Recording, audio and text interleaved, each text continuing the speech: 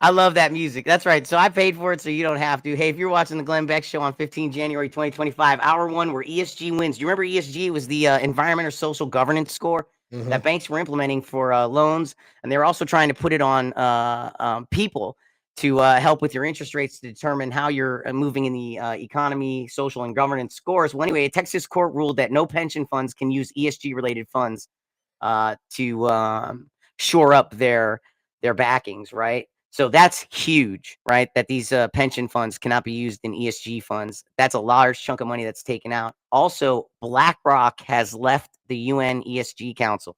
They've walked away.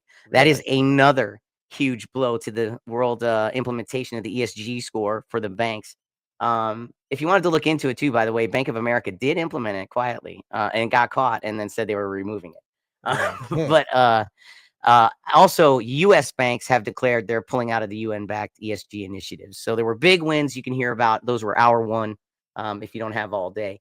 The PDB's Mike Baker, we talk about him all the time, the Presidential's Daily Briefing. Great. If you have 10 minutes, just a great podcast. I think, Andy, you checked it out a couple of times, started listening.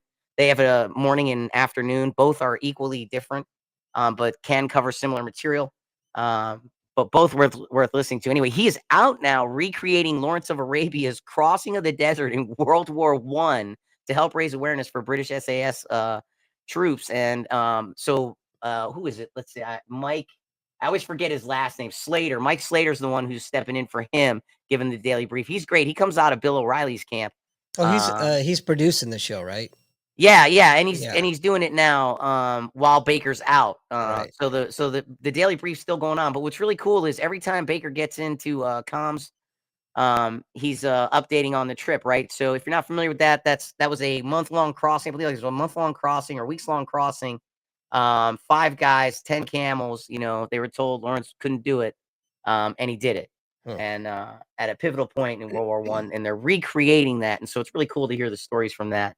As they go ahead and do that. Human Events last Thursday with Jack Posobiec around the 13-minute mark. Jack talked to the director of the documentary.